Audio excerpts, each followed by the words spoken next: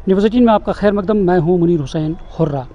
जैसा कि आप जानते हैं, वादी कश्मीर में सलाहियतों की कमी नहीं है। अगर हम कोई भी फील्ड लेंगे, उस फील्ड में हर तरह के जो हमारे नौजवान हैं, उन्होंने किसी न किसी तरीके से अपना लोहा मनवाया है और दुनिया भर में उसकी छाप डाली है। अगर हम तालीम के हवाले से बात करें, तालीम के मैदान में भी हमारे नौजवान किसी से कम नहीं हैं। अगर हम बात करें यूके में सिविल सर्विसेज एग्ज़ाम्स की, और उसमें हमारे नौजवान जो फैज़ान नज़ीर हैं और जो डाउनटाउन से ताल्लुक़ रखते हैं, उन्होंने वहाँ पे 2023 का एग्ज़ाम जो है वो क्वालिफ़ाई किया है। और जैसे बैरिस्टर के बाद एक डिग्री होती है, उसको सोलिसिटर कहते हैं, और वो एग्ज़ाम उन्होंने क्वालिफ़ाई किया है और जम्मू कश्मीर का, मुल्क का नाम रोशन किया है। सीधे तौर पर हम बातचीत करेंगे फैज़ान साहब से। फैज़ान साहब, न्यूज़18 में खैर मकदम। सबसे पहले आप यूके गए हैं, कब गए हैं और क्या लेकर गए हैं, और जो एग्ज़ाम हासिल किया है, कितनी मशक्क़त, कितनी मेहनत के बाद ये डिग्री आपने हासिल की?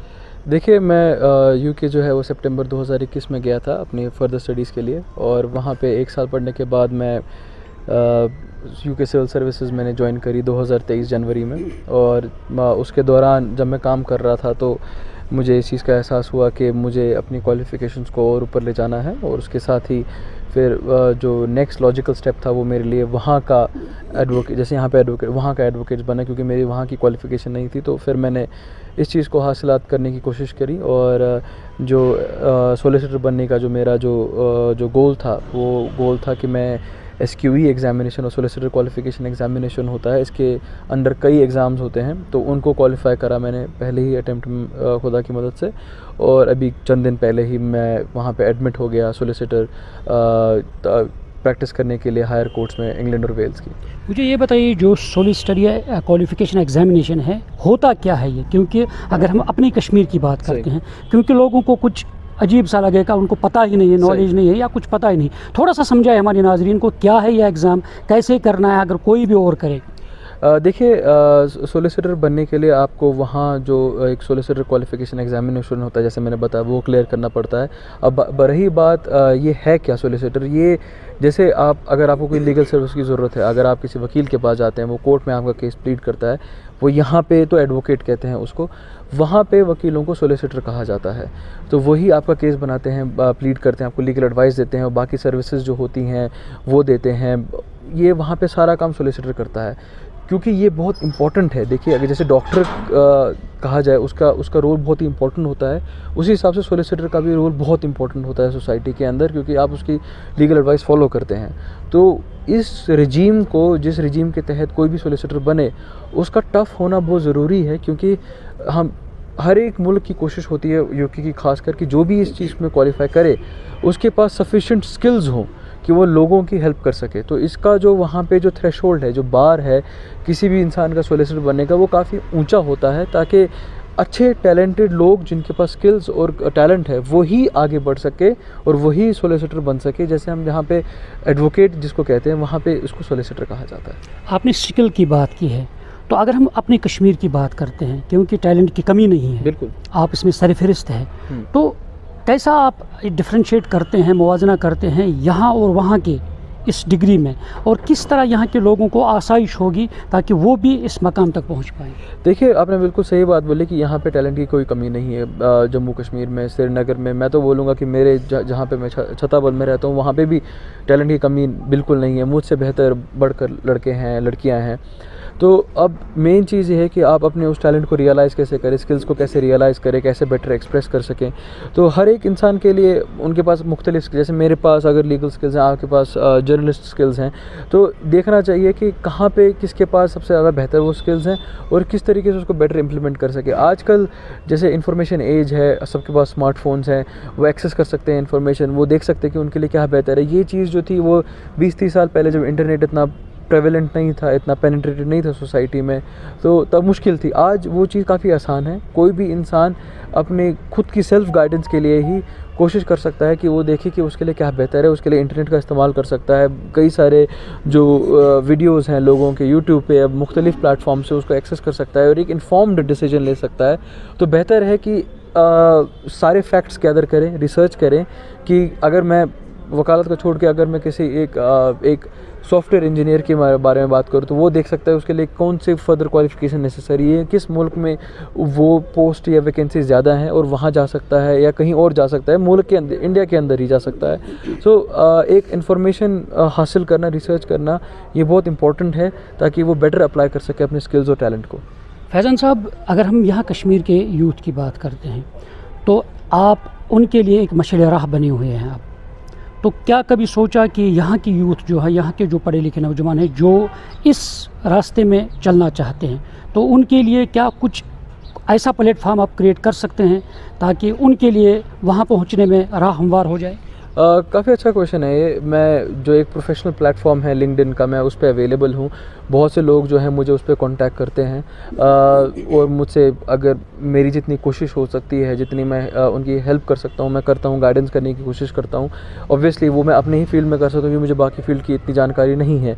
तो मेरे फील्ड से रिलेटेड अगर किसी को अगर कोशिश अगर वो करेंगे कि मुझसे बातचीत करने के लिए, मुझे कॉन्टैक्ट करने के लिए, तो मैं लिंक्डइन पर अवेलेबल हूँ। मेरी प्रोफाइल वहाँ पर अवेलेबल है, वो मुझे मैसेज कर सकते हैं और फिर जितना मुझसे कोशिश हो सके उनकी हेल्प करने की, गाइडेंस करने की, तो मैं उतनी हेल्प करने की पूरी कोशिश करूँगा। यहाँ की यूथ, कभी एक नौजवान में जो पढ़ा लिखा हो, कभी कभार उनको घबराहट होती है, डरते हैं यूके के नाम सुनकर, या कोई भी मुल्क में ही जाकर कोई डिग्री हासिल करने के लिए कभी कभार डरते हैं लोग। तो उसके लिए क्या मैसेज देना चाहते हैं आप उनके लिए? क्योंकि कभी थट होती है, लड़कों को घबराहट होती है, शर्मिंदगी होती है, नहीं कर पाऊँगा।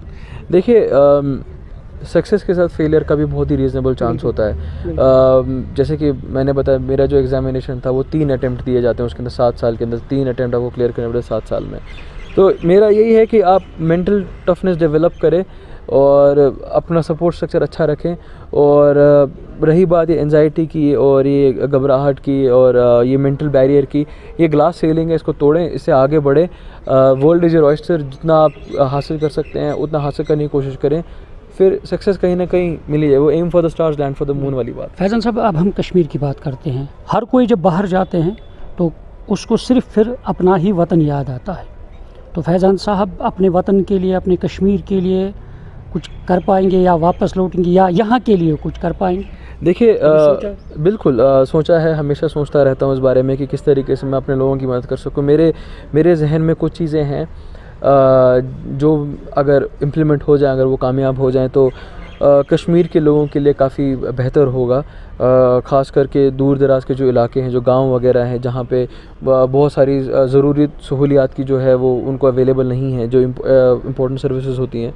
तो सिविल सर्वेंट अपने तरीके से मदद करता है। मैं सोच रहा हूँ कि अगर मैं आऊँगा तो एक एंटरप्रेन्योरशिप के ज़रिए उनकी मदद कर सकूँ। अभी रिसर्च फेज़ में ही है वो मेरे प्लान्स।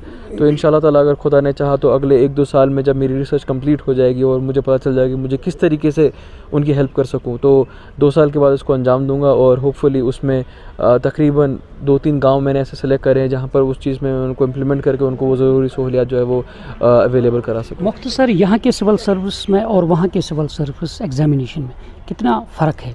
देखिए, बहुत ज़्यादा फ़र्क है। यहाँ पे सेंट्रली होता है, वहाँ पे काफ़ी डिवॉल्व है, हर एक डिपार्टमेंट का अपना अलग अलग तरीका होता है सिलेक्शन का, तो फ़र्क तो है। और सिविल सर्विसेज इटसेल्फ जो ब्यूरोक्रेसी है उसमें भी फ़र्क है। यहाँ पे थोड़ी सी सेंट्रलाइज्ड है, वहाँ पे काफ़ी डिवॉल्व्ड है। तो मुझे पर्सनली अगर आप पूछेंगे तो मुझे वहाँ की जो ब्यूरोक्रेसी है वो ज़्यादा पसंद है, क्योंकि काफ़ी एडवांस लेवल है, काफ़ी ज़्यादा अकाउंटेबिलिटी है, काफ़ी ज़्यादा स्ट्रीमलाइंड है और काफ़ी ज़्यादा जो है वो फिंगर टिप्स पे अवेलेबल है। जैसे यहाँ पे आपको दफ्तरों में जाना पड़ता है ज़्यादातर, या कोई चीज़ हासिल करने के लिए, फॉर्म भरने के लिए, कुछ किसी और सर्विस, वहाँ पे सारा ऑनलाइन है।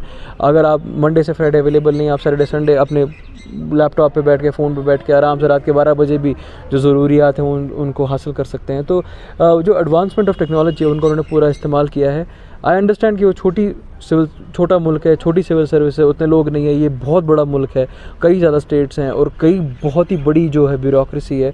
तो ऑब्वियसली मैं ये कंपेयर तो नहीं कर सकता, मगर पर्सनली स्पीकिंग मुझे वहाँ पे वो जो एनवायरनमेंट है वो ज़्यादा बेहतर है। तो मानते हैं आप, यहाँ पे डिजिटल इंडिया की बात होती है, अब उस पर पेशरफ्त मज़ीद होनी चाहिए ताकि यहाँ पे भी डिजिटलाइजेशन हो जाए। जैसे आज भी यहाँ पे स्टार्ट हुआ है ऑनलाइन काम करना किसी मसाइल को। बिल्कुल, मैं जो डिजिटल इंडिया है वो जो प्रोजेक्ट लॉन्च किया है इंडिया ने डिजिटाइजेशन का, उस ब्यूरोक्रेसी भी इंक्लूड करते हैं ये।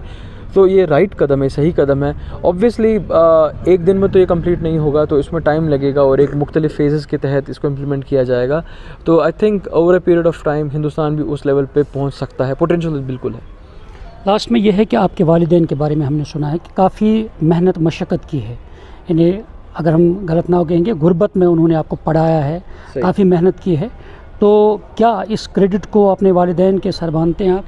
बिल्कुल, पहले खुदा उसके बाद वालिदैन ही, उनकी ही सपोर्ट की वजह से आज जहाँ पे हूँ वहाँ पे पहुँचा हूँ। तो बिल्कुल यहाँ पे जैसे बताया आपने, डाउनटाउन में कई सारे मुश्किलात के सामना करना पड़ा, ग्रोइंग अप कई सारी दिक्कतें थी। तो ऑब्वियसली एक सपोर्ट स्ट्रक्चर होना बहुत ज़रूरी है और माँ बाप ने मेरे को बिल्कुल प्रोवाइड किया, तो मैं बिल्कुल शुक्रगुज़ार हूँ, खुदा के बाद उन्हीं का शुक्र अदा करता हूँ। तो नाज़रीन, ये थे हमारे साथ फैज़ान साहब। खुदा के बाद उन्होंने शुक्र अदा किया है अपने वालिदैन का, जिन्होंने उन्हें इस कमाल तक पहुंचाया है, और उन्होंने एक जम्मू कश्मीर का और पूरे मुल्क का नाम यानी फ़ख्र से ऊंचा किया है। न्यूज़ 18 जम्मू कश्मीर के लिए मैं मुनीर हुसैन हुर्रा।